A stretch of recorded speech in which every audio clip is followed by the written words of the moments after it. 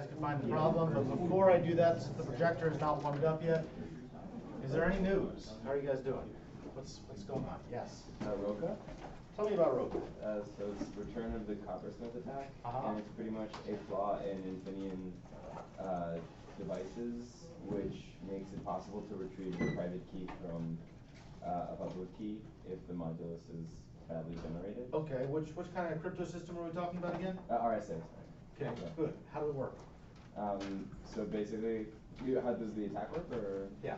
So basically, if I read correctly, also they haven't published the paper yet, so it's kind of vague. But it works on 1024 and 2048-bit keys. Okay. And it's basically, there's a flaw in the pseudo-random generator, number generator. Mm-hmm. And so it's possible to, on certain public keys, it's possible to retrieve private keys. Are you sure it's a flaw in the pseudo-random number generator? That's what I read. I might be wrong. Okay. So two things. So let's talk about pseudo-random number generators again, because they're like my favorite thing in the world. And then we'll talk about RSA just one more time. So we talked about bad pseudo-randomness and how that can lead to bad and weak keys, right? We talked about this a bunch last week. Let me show you, forget this for a second, it's not important. There was an attack about 4 or 5 years ago by Nadia Henninger and a bunch of guys from Michigan. And they had a kind of acute vulnerability in like every embedded device on the internet.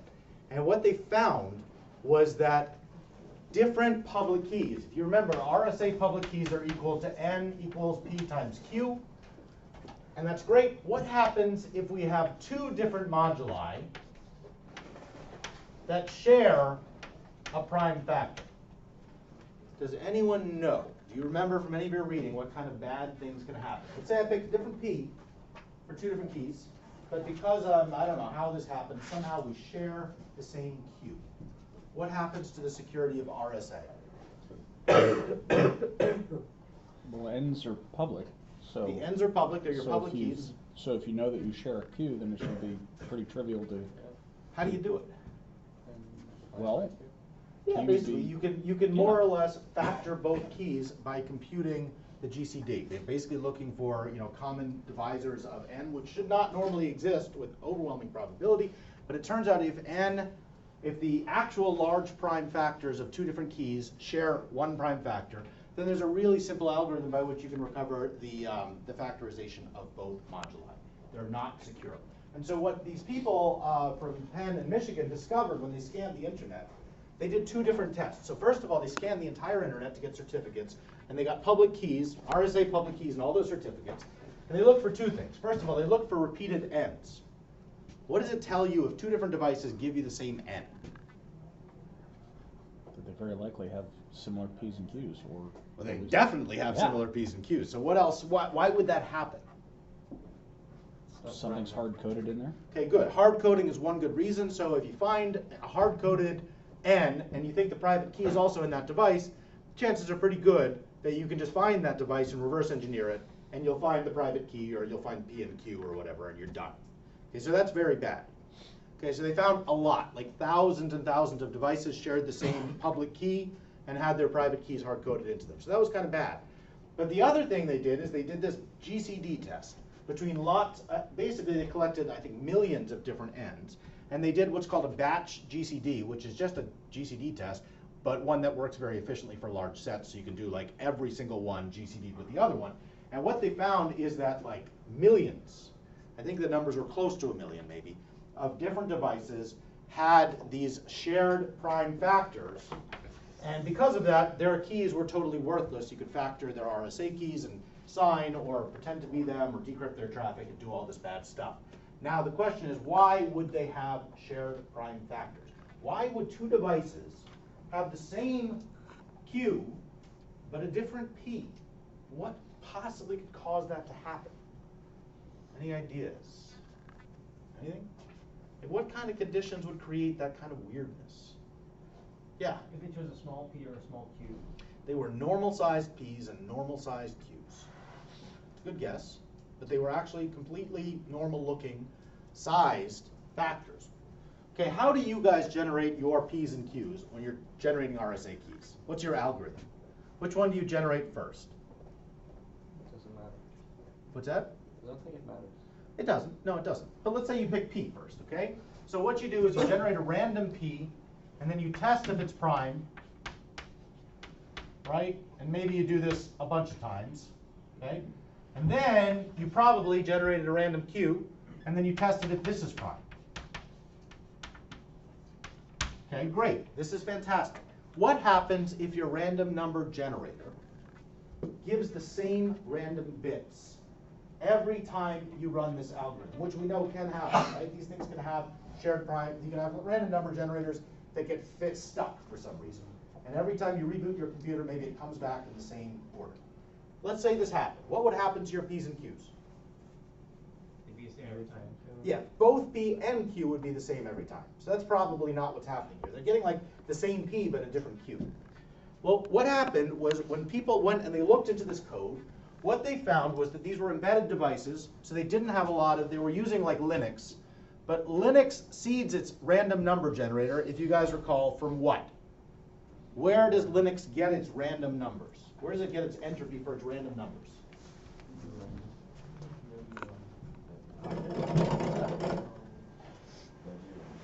Okay, but where does dev_urandom get its entropy for its random numbers? The hard disk, do you think? DevRand.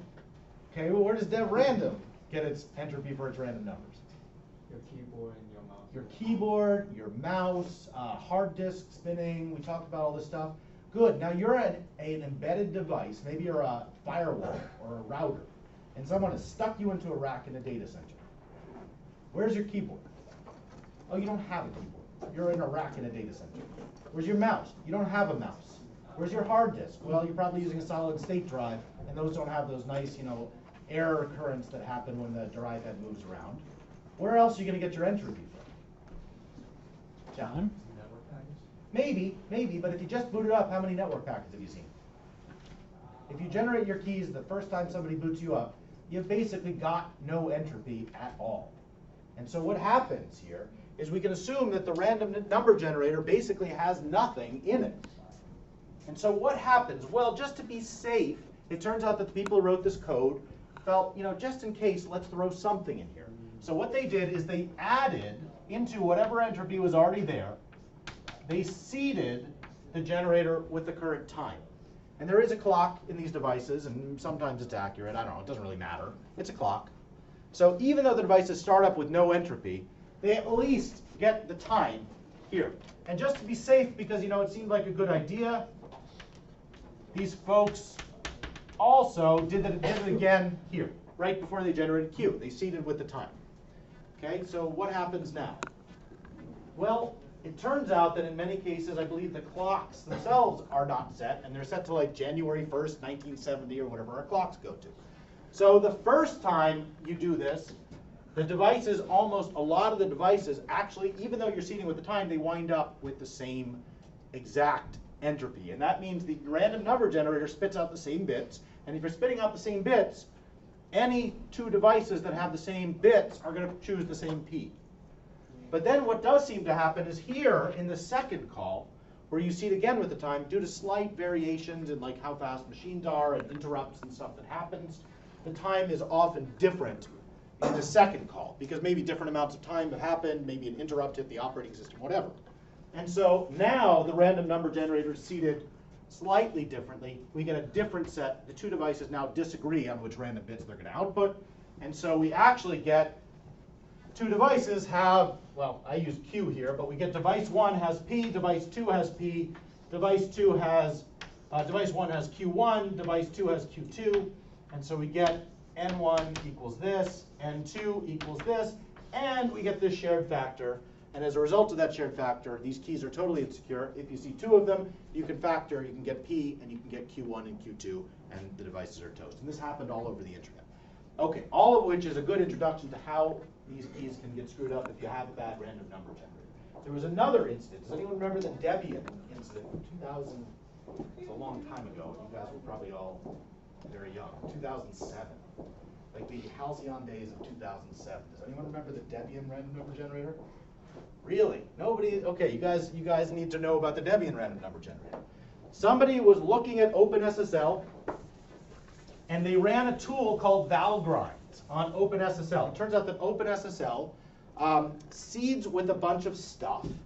What was the bug exactly? They seed with a bunch of stuff, but it turns out that some of the things they throw into their seeding at the beginning of the OpenSSL library startup is random blocks of uninitialized memory. Okay, why would you throw uninitialized memory into your random number generator? It's the fastest random number generator?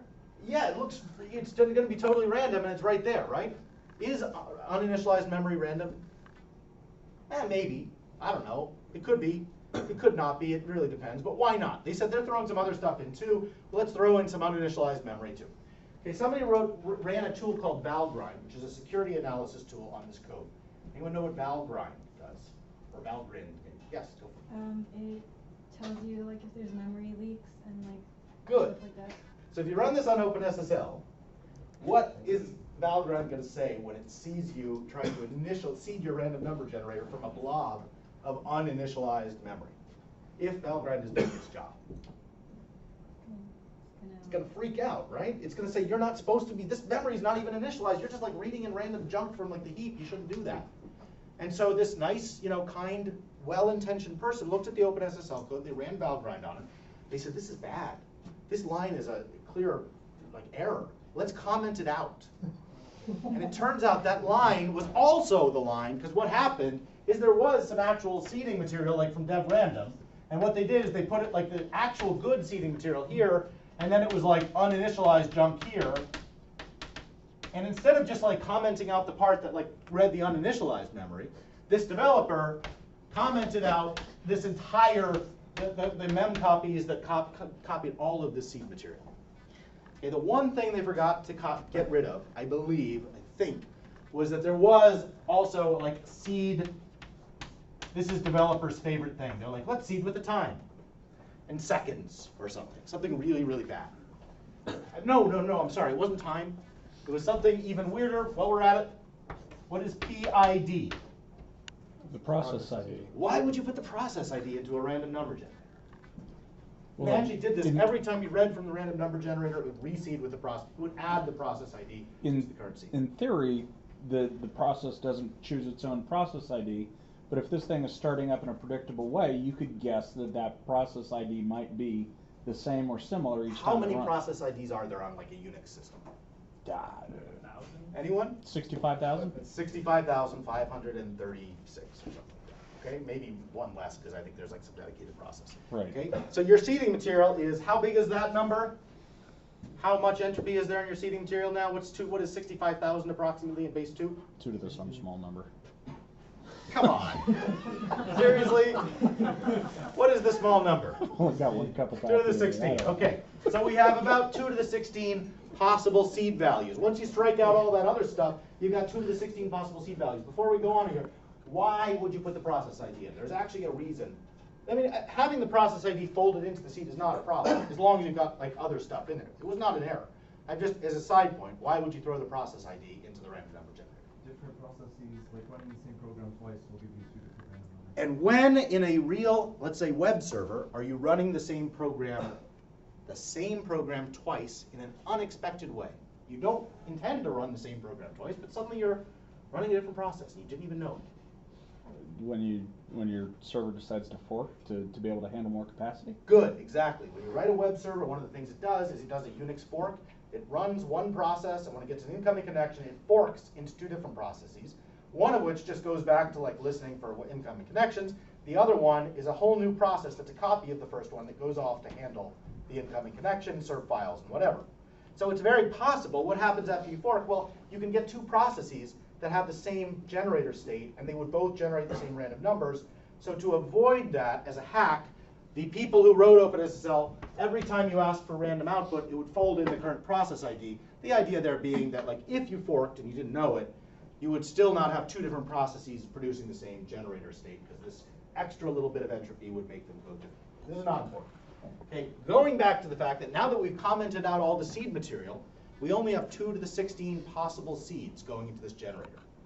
Now, you're going to start up, you're going to run the RSA keygen utility, which is the first step of generating a certificate. How many different RSA keys are you possibly going to get? 2 to the 16? Yeah, not a lot of them.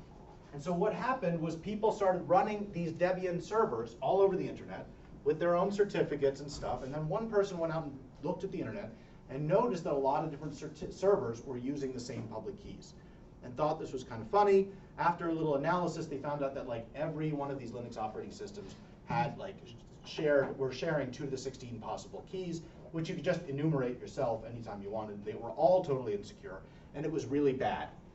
And so they had to like pull back all these certificates and revoke them, and it was like a big disaster. So random number generators, when they go bad, can cause bad stuff. For anything that's built on top of them, you know, I'm obsessed with this, it does happen. But this is not what the Infineon vulnerability is. We actually talked about what the Infineon vulnerability is last week.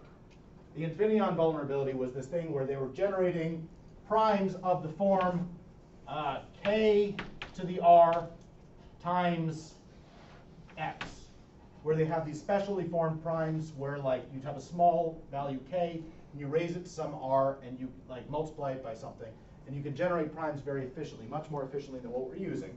The problem is this is totally insecure, and anybody who sees a modulus made with primes of this form, they know a lot of bits of the key, they can guess it, and they can attack it. And so that's why the coppersmith attack is relevant. So this is what's going on in Infineon. It's not the random number generator, it's the way they generate their primes. Okay, that was a really long digression. Any other news? Wow, nothing's happening in the world. Right? Well, Bitcoin reached 6,000. Again? I mean, that happened last week, right? Okay, I don't even want to talk about the Bitcoin price. That is completely irrational and has no relationship to anything. Yes? So Android is now doing DNS queries over TLS now. Good, why? Because we don't want the ISPs to know what we are looking up. So Good, and right now is DNS secure? Like without this TLS stuff? Normal DNS? sure, if you trust the ISP. Okay, if you trust your ISP, but what if I'm like on your Wi-Fi network? Is it secure? No. Okay, how are DNS queries actually made? Like what protocol are they built on? TCP or UDP? Great. Yeah, so you can just intercept these UDP packets. They're not encrypted, you can see them, you can even forge them if you can do this. What is the security mechanism in DNS that stops people, hopefully, from like people outside of your Wi-Fi network, from just totally cheating you and giving you the wrong DNS and totally sending you to the wrong server? What in the DNS protocol stops that? Well, you should know. I think you were in networks last year? I feel like I have no idea. I can't remember that. The whole thing is a blur. I think off late they are doing something called DNSSEC, where they sign the entire DNS chain. Yes. There is this extension called DNSSEC where they add signatures to DNS responses, and that's great. It's not widely deployed. It's like 2% deployment, so not very helpful. But it would be helpful. But regular DNS, what's the security mechanism? What stops me from sending fake DNS responses from a separate place to your DNS server? Right, your DNS client or server is going to go out and ask, what is the IP address of Amazon.com? It's going to go to Amazon's web server, or Amazon's DNS server, and Amazon's DNS server is going to come back and say, here's the IP address. What stops a third party from just shooting back their own response? Just like sending a spam ton of responses saying, Amazon's at this IP address, Amazon's at this IP address, and having that override the real response from Amazon. Let me see if I can draw this. Oh God, what are these things? Hang on a sec.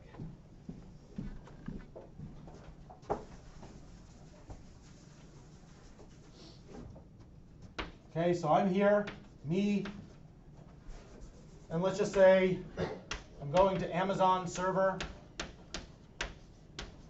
I say, what is www, which is presumably what I want to get to, and Amazon's DNS says 135.246.20.1. Okay, bad guy over here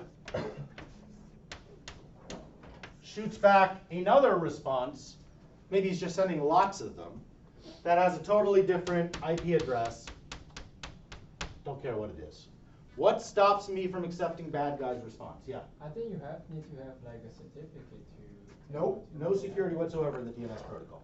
Normal DNS, unless you use DNSSEC. What is the only mechanism for protecting us here?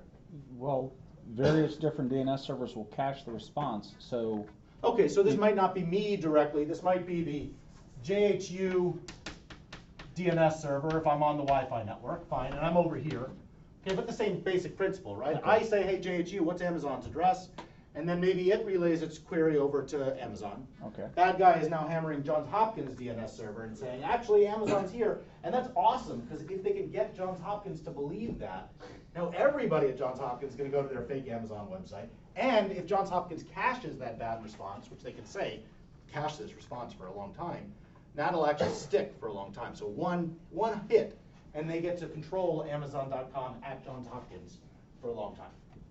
What stops this bad guy from winning against the Johns Hopkins server in regular DNS? Anyone know? How would you, as engineers, how would you fix this problem? What would you put in the packets that presumably the bad guy can't see because he's off to the side? That would make, Number? yeah, something like that. Yeah, it's not a sequence number, but it's something like, I guess maybe it is a sequence number. But it's basically a number. It's a challenge number. It's called a query number that goes into here, and we'll call this QN query number here, and the response has to bear the same query number, and it's only considered valid if it matches the request. The query number on the response matches the query number on the query that went out. And so our bad guy down here, he's off to the side. He can't see these query numbers go by because he's not on the path between Johns Hopkins and Amazon's DNS server, and so he can't do any better than guessing. Can he guess? Can he guess the query number? Maybe? How big is that query number? There is like a famous number in computer security that we've already talked about today that every bad computer security protocol uses. What's that? 2 to the 16. It's like everyone's favorite number. How long does it take for me to guess at a high packet rate where I can slam Johns Hopkins with all kinds of bogus packets? How long is it going to take me just blasting with a fire hose at Johns Hopkins DNS server to get one packet that by coincidence has the query number of an actual query that went out to Amazon? Maybe not long, maybe a few minutes or something like that. So it turns out that Dan Kaminsky, a guy who found this a few years ago, this query number is just not big enough. People have actually been like trying to add on extra stuff like port numbers and other bits that they can put into that query packet to make it a little harder to run these kind of attacks. And so now we've kind of hardened this up, and where I was going to go with that is the answer is to use crypto, and DNSSEC is one way to do this, but the problem is DNSSEC is not widely enough deployed, and so there's this network effect that just hasn't taken off. Okay, I don't know why I even started talking about DNS, but that's great. I want to show you guys one more thing. If I can get this to work. Hello, please work. Oh, I hate this stupid projector. Awake? Oh no. Okay, since we're talking about 2 to the 16, I want to ask you guys one more question. If you guys were to build a secure communications protocol, and you were to build something where every other party on the network was identified by a unique number, let's just say we're not worried about the actual crypto, we're just worried about identifying and assigning identities to other people on the network. Okay, how would you do that? Well, here's this protocol called DDS, which is now being used in the F-22 fighter. And DDS does basically TLS. It does communications between different components. And one of the things it has to do is it comes up for every component in the system, it comes up with a unique 16-byte value called an adjusted participant key, which it uses to keep a database, basically an internal table of who those other people are and what their keys are and stuff like that. Okay, it's going to do it as follows. To construct this key, the first bit, bit 0, shall be set to 1. The 47 bits following the first bit shall be set to the first 47 bits of the SHA-256 hash of the subject name, which is presumably like, I don't know, whatever this thing's called, appearing in the identity credential of that thing. The following 48 bits shall be set to the first 48 bits of the SHA-256 hash of the candidate participant key. I don't know what that is, some other identifier. The remaining 32 bits shall be set identical to the corresponding bits in the candidate participant key. Okay? So what is going on here? What is happening here? Why are we taking all of these little pieces and breaking them up? Why are we taking little, like hashing a bunch of stuff and taking little pieces of it and concatenating it to get this key? Any idea? What could be the reason? Why are we trying to build this 16-byte value out of all these different pieces of stuff? Actually, I don't know. I don't know what the answer is. We're trying to basically, we could just hash all these things into one 256-bit hash, and we could take the 16 bytes from it. We'd be good. But instead, we're actually breaking this up. Let's say that I wanted to find a collision. I wanted to find another participant key that had the same value as your participant key. How hard would it be for me to do this? Why is this thing so flaky? Knowing that the size of these participant keys, let me see if I can get this written. The size of each field, so what we're doing is we're doing something like hashing your name, and we're taking just the first 48 bits of this hash, and we're putting it up here. I'm putting a 0 here. So 48 bits of the hash. And then we're attaching, I don't know, another 48 bits of like the hash of your key. First 48 bits. And so on. And we're going to continue doing this until we have a 16-byte key. How hard is it for me to find a different value, your name, and a different key that will hash to the same value as yours? How much work is it going to take me to do that? What do we know about hash functions? They're deterministic. They are deterministic. So the question I would ask is, how many of these initial seeds are publicly available? Like, without knowing the protocol. We can make them up. We can make up our own name. Okay. And we can make up our own key, because we could always make a new key. And what I want to do is, you're already in the F-22 fighter, your device number X. And I want to come up with a new name and a new key such that this magical 16-byte value for my name and my key is exactly the same as the existing device X. How hard is it for me to find a collision in this 16-byte value? How much work does it take? How many different names and keys do I have to generate? 2 to the 48. Why? Because you're only using 48 bits, you only have to match those 48 bits. Okay, good. So I can sort of crank through this thing and I can look for things that collide with it, right? And that's basically it. So here we have a system that has essentially a 128-bit size key, but because instead of hashing all of these things down, instead of just hashing the full value of these keys, we're hashing each individually and truncating them and basically making little tiny hashes, 48-bit hashes.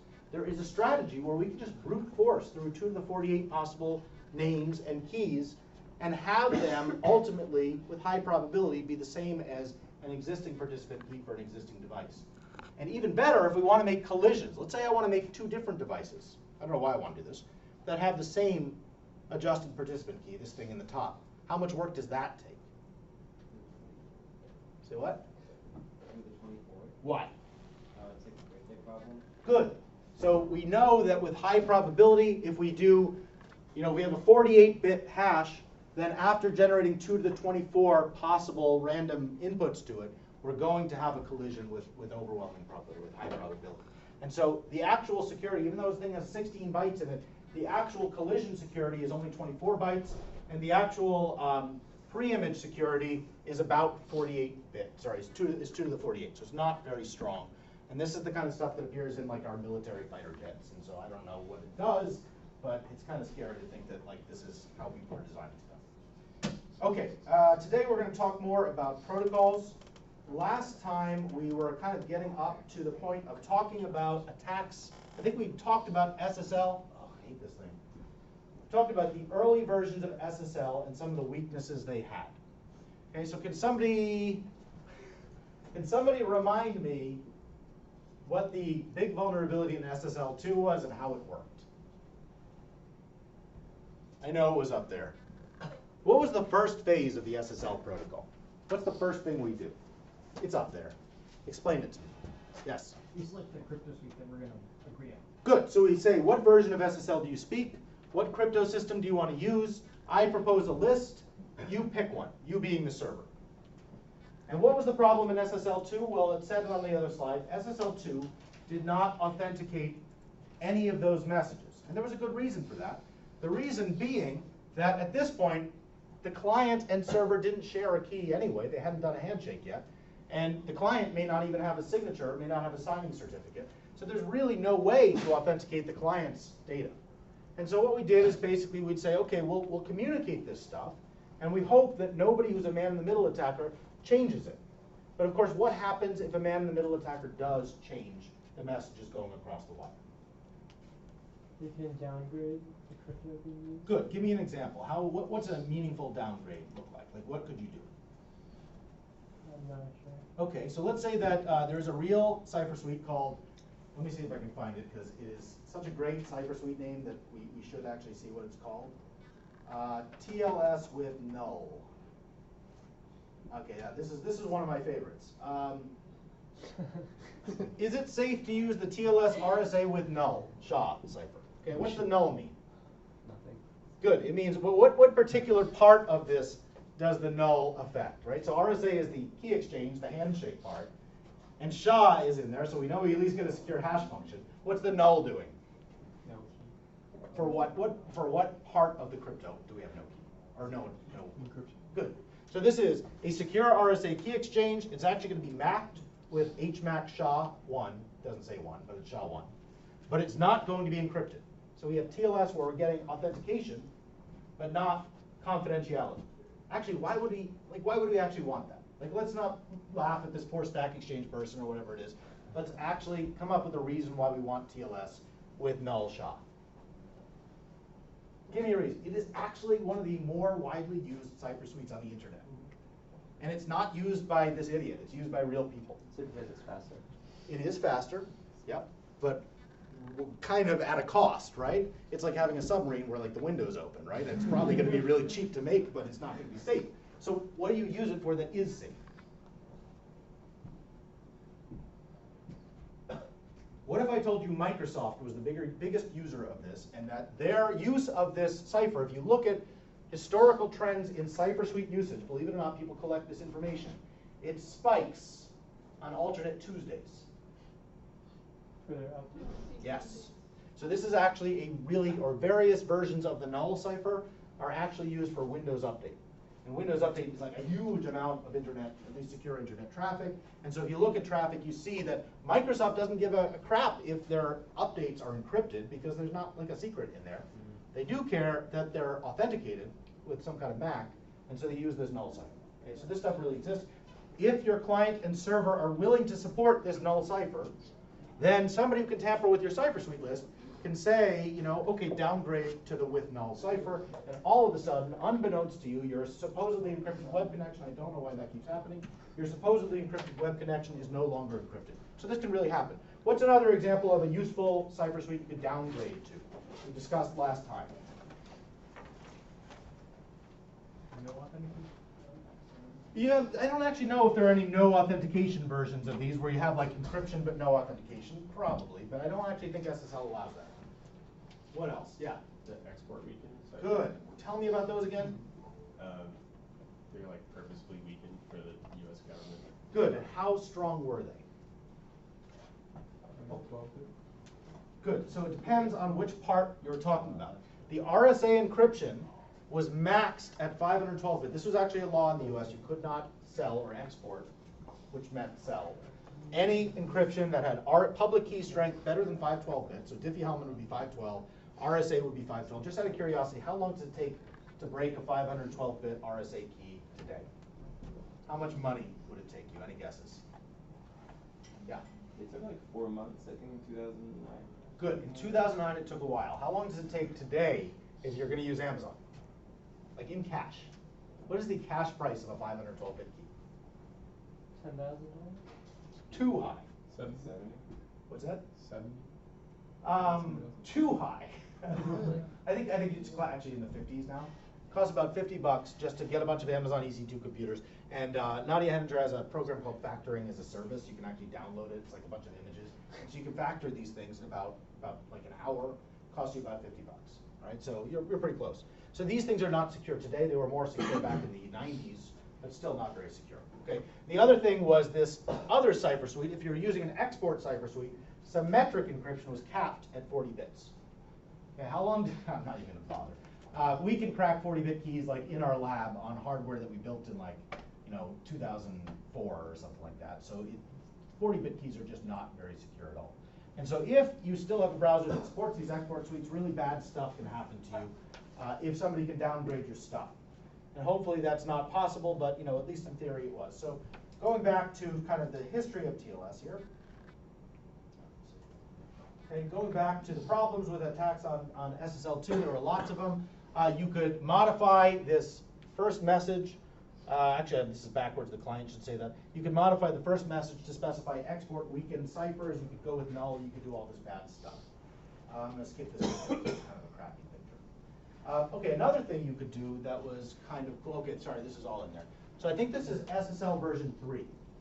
Okay, so there is a weird thing that happens once we upgraded to SSL 3. We decided to add some mechanisms that actually make the handshake more secure. Let me see if I can show you this.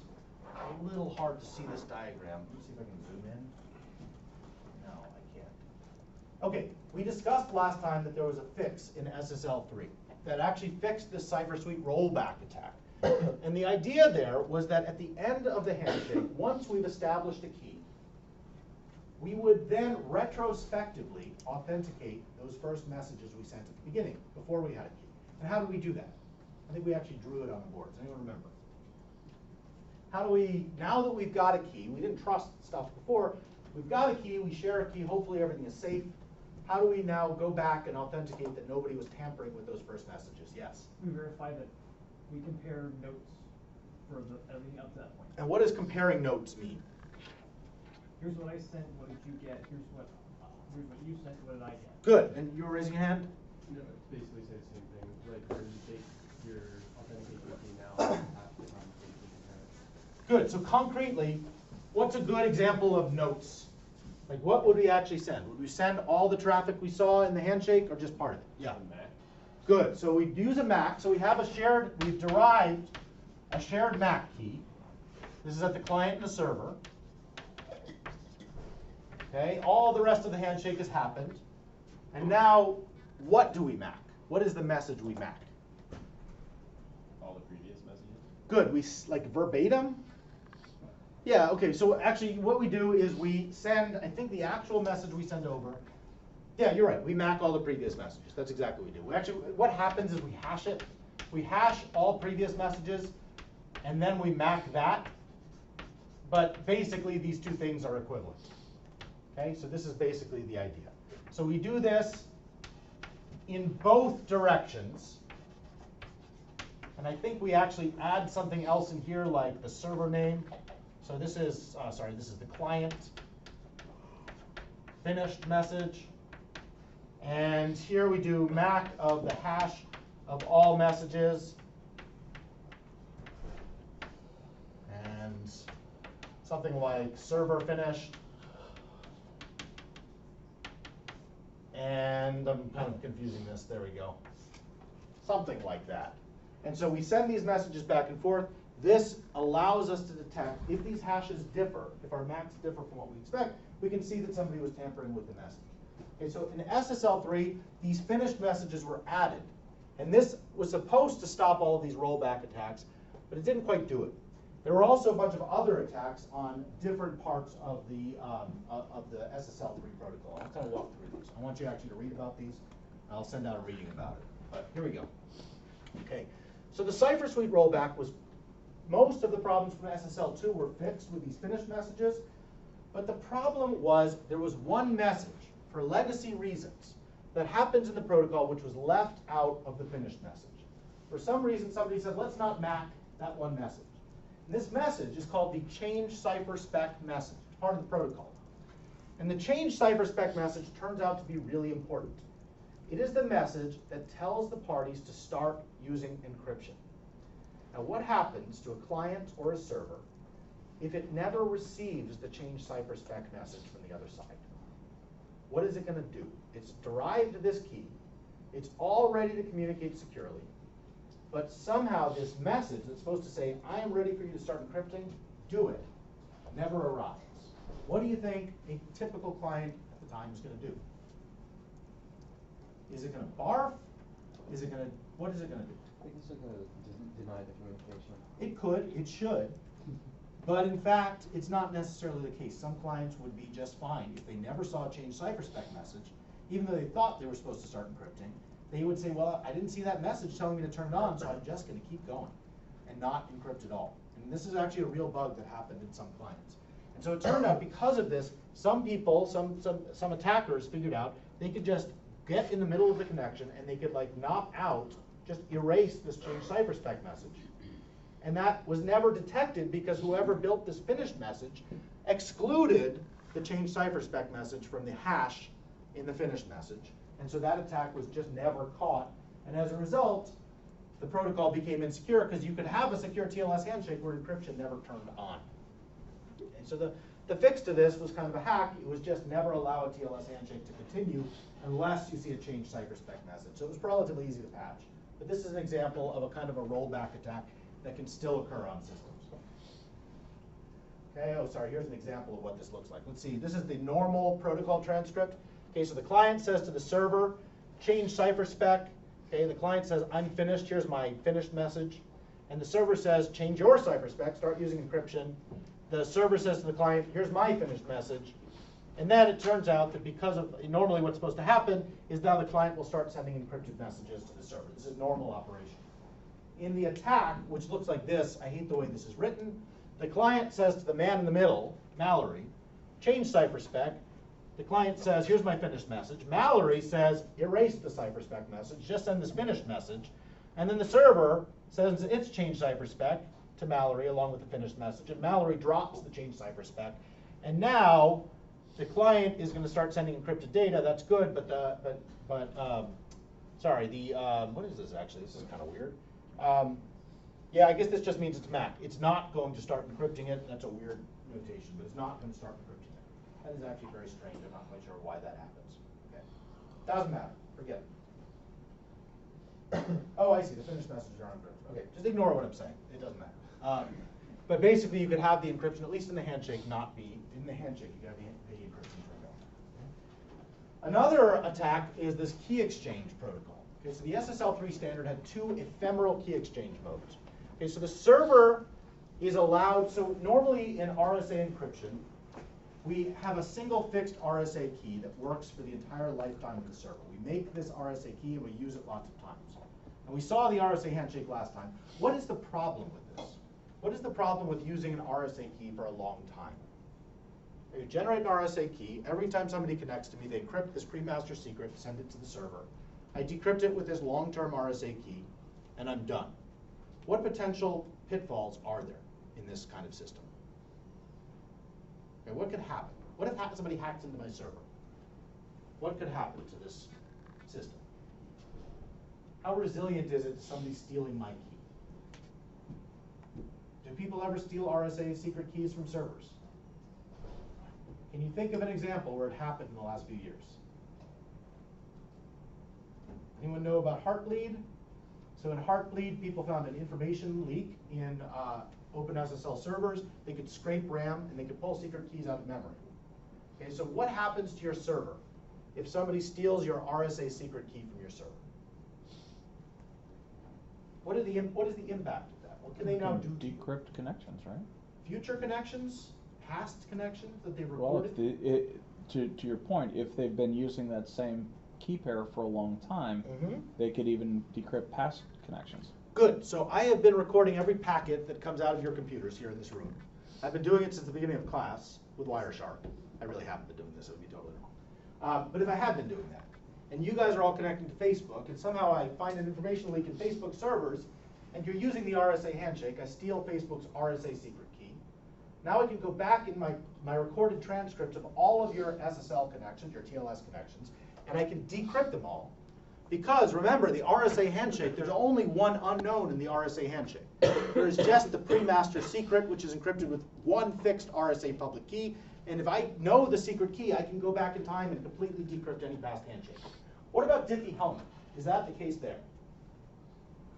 With normal Diffie-Hellman, if I hack into a server, can I go back in time and decrypt your past Diffie-Hellman connections? Anyone? Diffie-Hellman. G to the A, pick an A. G to the B, pick a B. Can I go back in time? Can I break into a server today and decrypt the connections from 2 weeks ago that you guys were making to Facebook? And if not, why not? If so, why so? Why do you think this would be hard to do? Yes. Because every time it starts the key exchange, it generates a new A and a new B. Good. And what happens when I'm done with the key exchange? You have the share pre-master secret. And what do I create B. And what do I do with A and B? Do I keep them around? Yeah, why do I keep them around? I'm done with them. I've used them. And so the property that you get from a protocol like Diffie-Hellman is these keys, the actual encryption keys, the public keys, are ephemeral. They're generated once per session, and you don't need them after you're done with a handshake. You could reuse one for a while, but generally speaking, you're not supposed to. They're ephemeral. There is a signing key, and there's usually, like, the server will sign stuff, so it might add like a signature or something, but a signing key does not let me go back in time and decrypt past connections. The actual encryption keys are these ephemeral Diffie-Hellman keys. How would you do this with RSA? Let's say you wanted to use the RSA handshake, and you wanted it to have the same property, which, by the way, is called perfect forward secrecy. Meaning that if I am able to compromise your server at time t, I will not be able to decrypt. If I get your secret key at time t, I will not be able to decrypt messages sent at time t minus 1. So forward secrecy. How do I get this with RSA? How do I build it? It's right here, but how do I get it? Do you just clear the keys after each session? The RSA public keys and secret keys? Which keys? The secret key? But how, if I destroy my RSA secret key and it's in my certificate, how do I do the next connection? Okay, no, how do we do this? Right, so with Diffie-Hellman, we generate a new G to the, I guess we're the server here, we generate a new G to the B every single connection, and then we sign it with our long-term key. How would we do this with RSA? With RSA, we don't generate a new key every session. We're supposed to just use this one RSA key every time. So what can I do to make RSA be perfect forward secure? What can I do to make RSA be perfect forward secure? There's got to be something simple we can do.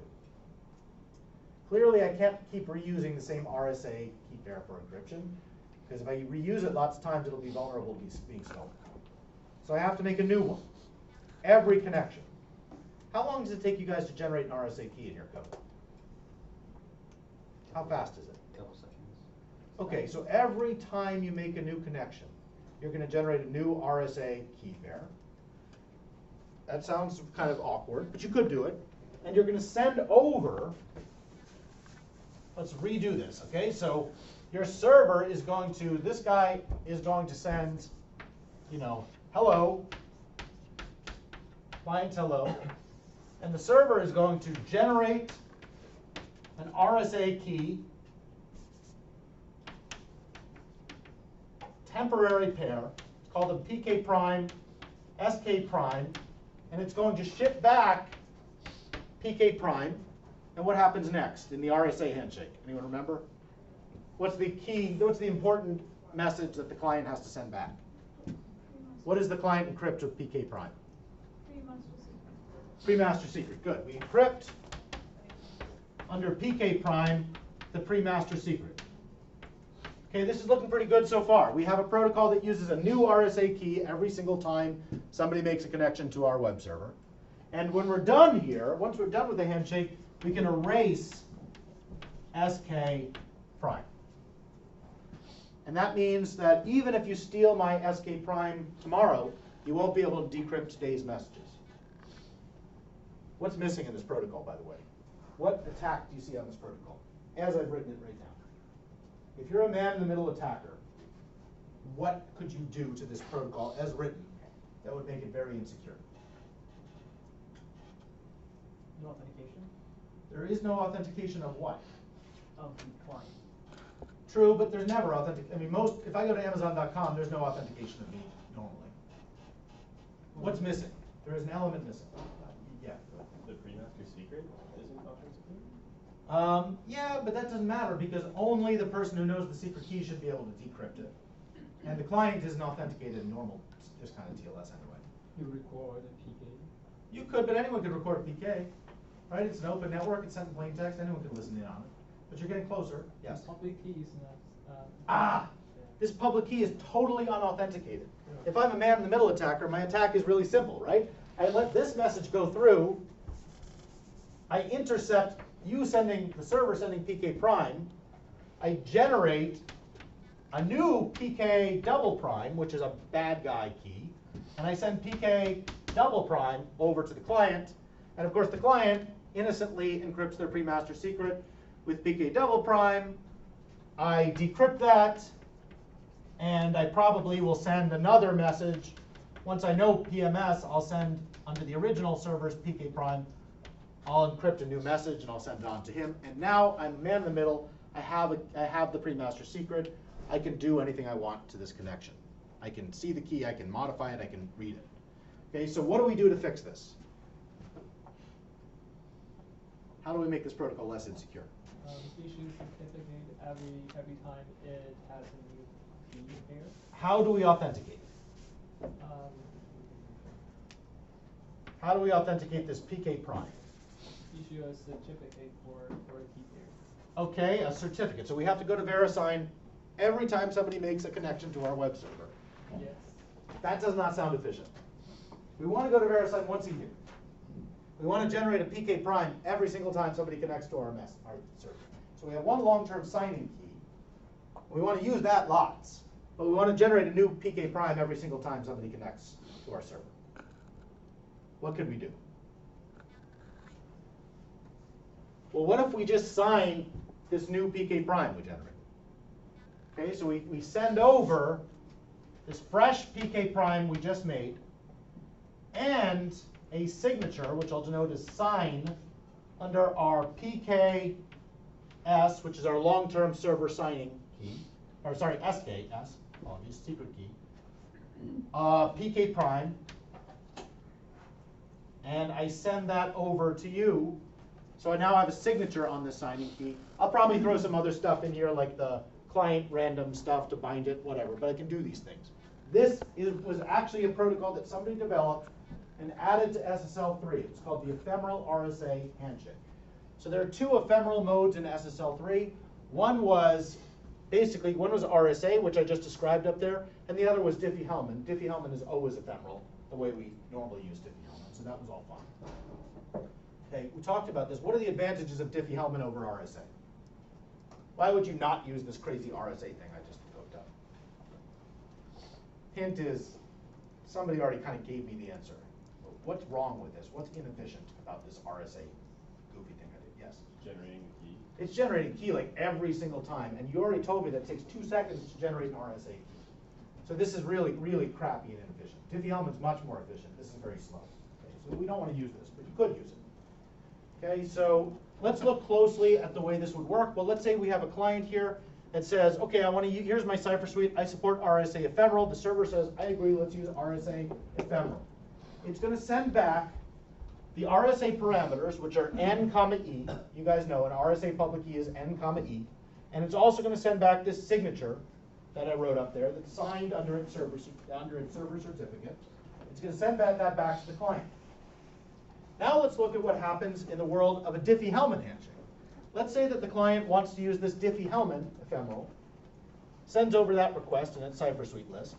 Well, the server is going to respond with Diffie-Hellman parameters, which are actually slightly different. If you remember Diffie-Hellman, there's a prime P, there's a generator G, and there's this value G to the N. And it's going to sign those 3 things with a signature on its long-term certificate. What bad thing could happen to this poor client if somebody tampers with their first message? Do you see a possible problem? Okay. Someone want to use RSA and we change that to the. And what's going to happen? It's not going to come again. Well, it's actually could even be worse. Okay, so let's say we have an attacker, an active attacker. The client says, I want to use RSA. But the active attacker changes that message to, actually, no, this person doesn't support RSA, they support Diffie-Hellman. The server now thinks this is an honest message, not authenticated yet. Okay, the Diffie-Hellman message arrives at the Bank of America thing. Bank of America sends back the normal message, which is, here are some Diffie-Hellman parameters, PG, GVA. It also sends a signature. What is not included in that message? It is literally these three values, P, G, GVA. What is missing? Unless they're saying this is Diffie-Hellman. Yeah, there's nothing in there that says I chose, this is actually Diffie-Hellman parameters, or this is RSA parameters. If there was a message in there that was signed, it would be fine. But as far as the client is concerned, it's just some integers. It's getting like, okay, it's getting 3 integers and not 2 integers. An RSA key is 2 integers and a Diffie-Hellman key is 3 integers. But you know how people write stuff, right? Like they're just going to take in a blob of data, they're going to parse it as a struct, and they're going to read the first 2 integers out. Okay, let me just make sure I have the exact ordering of this right. Okay, yes, good. So what's going to happen, I'll write this larger because I know these slides are very tiny. Normal RSA encryption would be you take your pre-master secret, you'd probably add some padding to it, but you'd eventually end up with a message M, that's your padded pre-master secret, and you would raise that to the E, which you got from the server, mod N, and that would be secure. But if you screw this up, instead of getting, instead of getting an E, what you're actually getting is a G from a Diffie-Hellman parameter, and you're computing this mod P. Can you invert this? If I can trick an attacker into using G and P and thinking it's an RSA key, instead of an actual RSA key, and the attacker sees this value, this alleged ciphertext, can they decrypt it? Can you decrypt? What makes it hard to decrypt RSA? What are you missing? What information do you not have with RSA? I think it's the private key, and in this case, they can calculate the inverse of the MTG very easily. Exactly. So computing inverses when you're in modulo a prime is not hard. Like computing inverses in this setting is actually very easy. The problem, what makes it hard up here, is that you don't know the factorization of n. You can't easily compute inverses when you know the factorization. But as we've already shown, if you do know the factorization, you compute phi of n, and then you can easily compute, the inverse of e. So it turns out that this is not even close to a secure cipher. It's completely invertible to anybody who has this has this G and P value. They can completely invert it. They can get the pre-master secret. And now using the pre-master secret, well, all they have to do is they just basically, I think they will just complete the handshake with some Diffie-Hellman value of their own, and they will go on. They know this pre-master secret. They can do stuff. Okay? And so this is bad. They can now talk to the client. They can convince the client that they are Bank of America because they know the secret key that it's established, and everything looks fine. Okay? Oops, sorry about that. I don't actually know what all these bubbles say, but they're basically just pointing out the stuff I just said on the board. Okay? So this is not a great thing, and it comes from one problem that occurs over and over again in protocols, which is that my view of the world and your view of the world do not necessarily intersect. I think I'm doing one thing, you think you're doing another thing, and the attacker can cause us to wind up in different headspaces where we think we're doing totally different things, but we think the other person is doing something we expect them to do, and if the messages are not very explicit, it's actually really easy to do this kind of attack. And this message is not very explicit. I want to show you one more really cool attack. Well, I thought it was cool, but one more actually really obvious attack that's very much related to this. Okay, so let's say that I'm a client. We talked about export cipher suites. Okay, what was the difference? What is the difference between the Diffie-Hellman export cipher suite and the regular old Diffie-Hellman cipher suite? Does anyone remember from like 22 minutes ago when we talked about this? What is the difference? So DHE export ...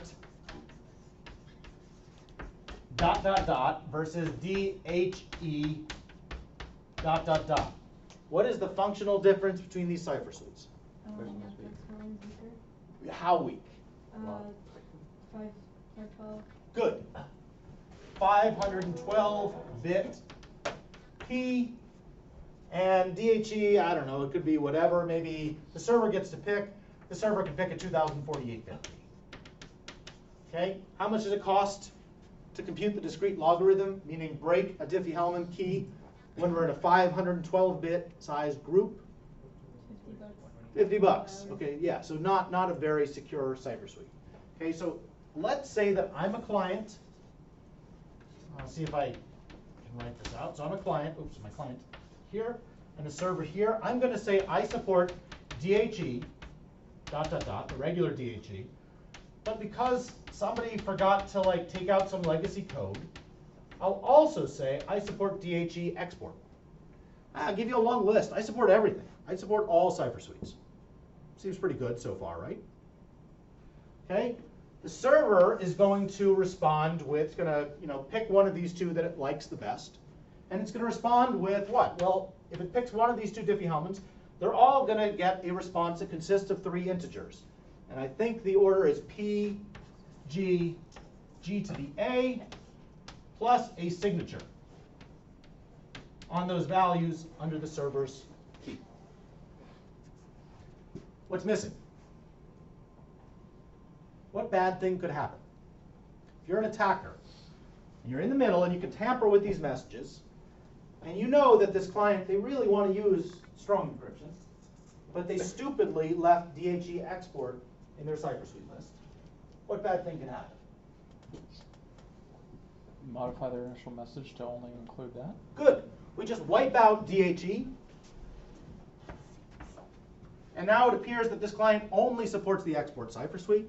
And believe it or not, lots of clients are vulnerable to this, were vulnerable to this until recently. And the server, if it supports DHE export, for whatever reason, many servers did, will say, okay, no problem. I'll just pick a 512-bit prime, and I'll generate G and G to the A, and they'll be really weak. And now what does the attacker do? Well, it kind of depends, right? This actually is kind of an active attack. The attacker has to very quickly crack this G to the A value to recover A. We said it takes about an hour. It's not so great. But it turns out that many export servers, to save time, will actually generate an export tuple, this P, G, and G to the A, when they boot up. And they'll just reuse that many, many times to save effort. And so it turns out that you can actually crack this offline. You can make one request, get this tuple, and crack it offline. But let's say you could crack this value very efficiently now. Okay, now you know A, so your attacker, okay, so Mallory knows A by cracking this because it's only 512 bits long. And then Mallory is just going to allow this message to go through. Does C know that something bad has happened? Can C see that there's a problem?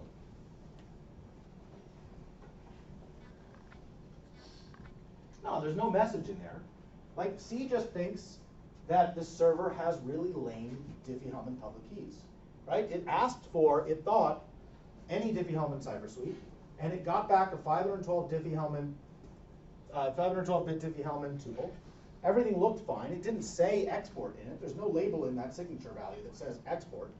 And so it just thinks the server chose really crappy keys. There's no obvious fix for this, right? So now you can just go ahead, and if the attacker knows A, they can actually take the server's G to the B, which will be mod this P, and they can basically just very quickly recover the master secret, and they can even forge the finished messages because they actually know the shared secret, and there's no security whatsoever here. So this is really broken.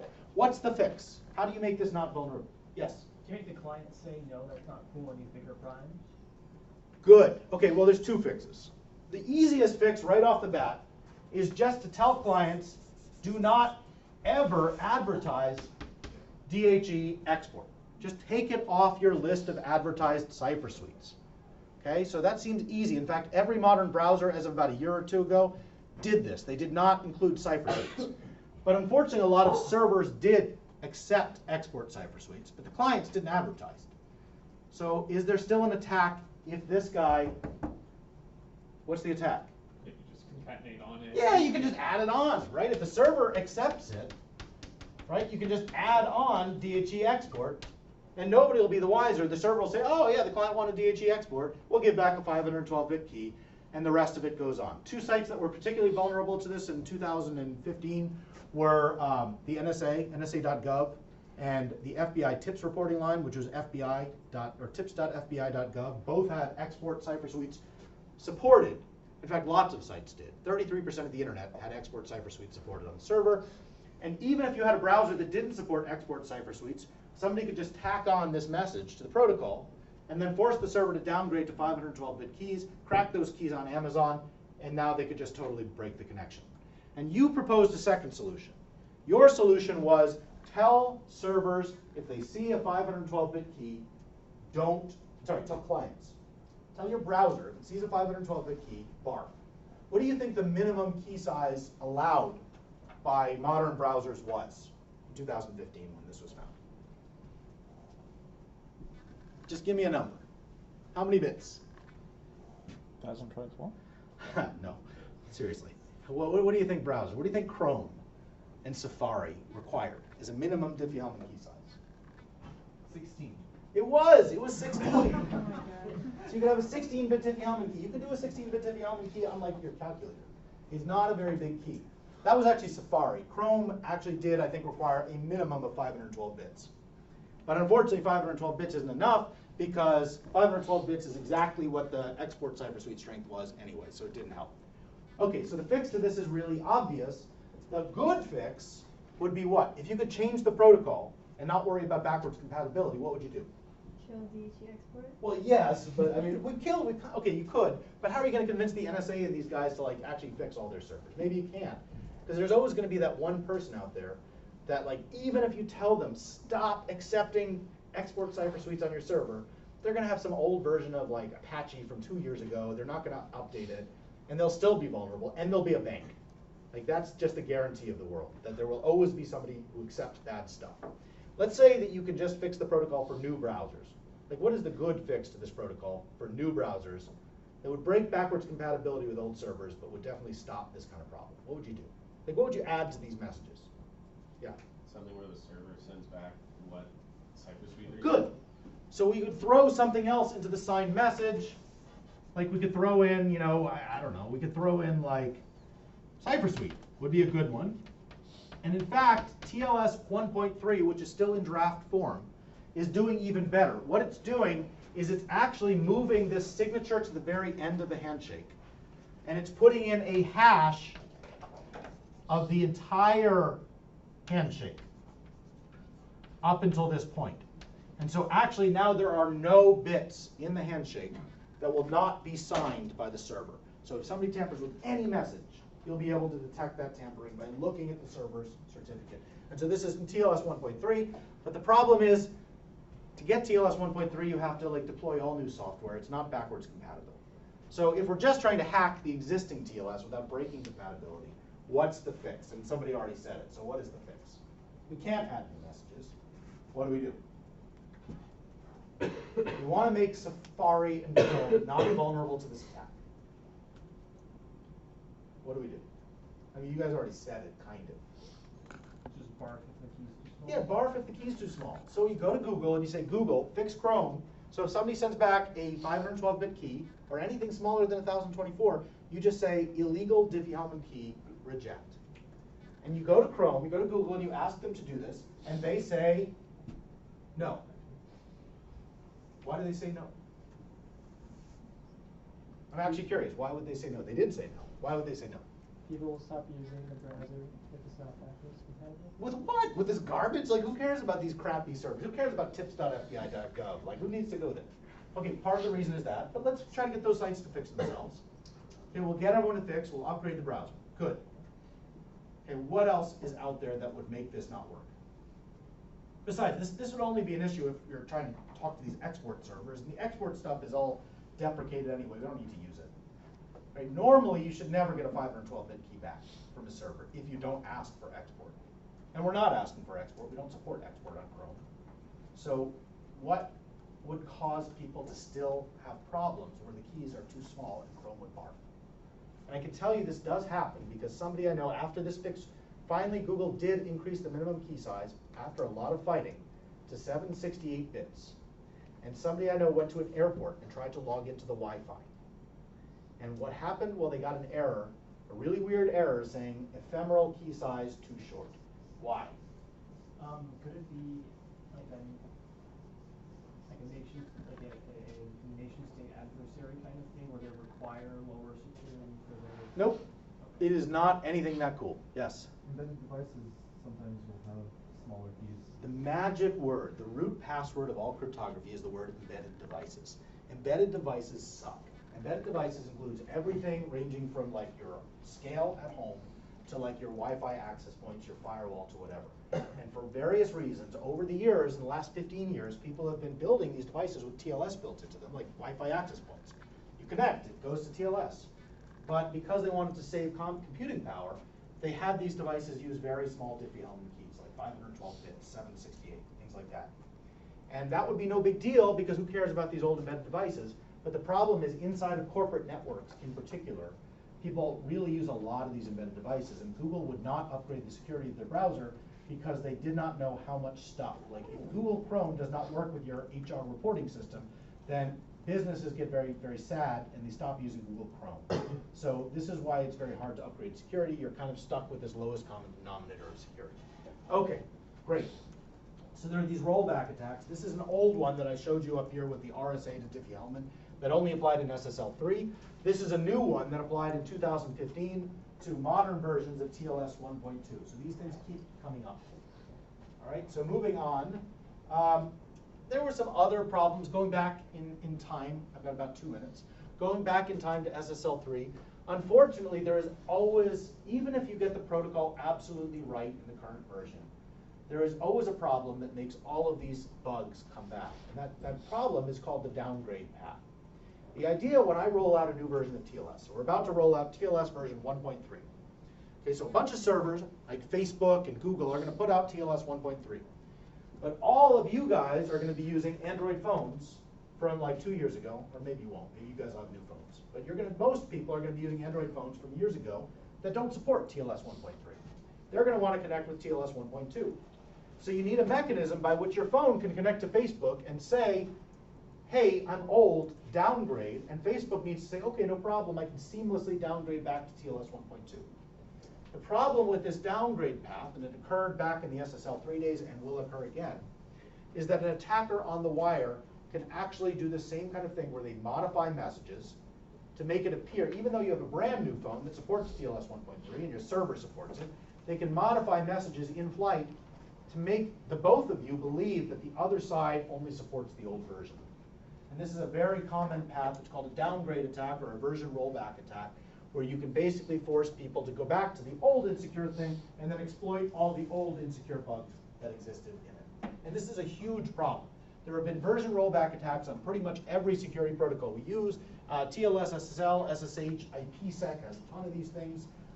PPTP, all sorts of things. In PPTP, it gets really bad. If you can downgrade to old PPTP VPN encryption, you can disable encryption, you can do all sorts of bad stuff. And in L2TP, you can still downgrade back to PPTP and all this crappy stuff that we're stuck with forever. The last thing I want to cover quickly is that even if you get the protocols exactly right, there is one vulnerability of every encryption system that's really hard to patch. And that's the fact that encryption does not hide how much traffic you're sending. And it turns out that in the SSL protocol, it's possible just by looking at the first message, the first payload message of the protocol, to see how big the underlying HTTP request is. And from that information, sometimes you can learn a lot of information, like which page of the site is the person going to. And from seeing the response, you can see which page the person got. And it turns out that even with encryption, that kind of stuff is very hard to patch up. Okay, we will pick up on this day, Monday. We'll pick up on Monday. Talk more about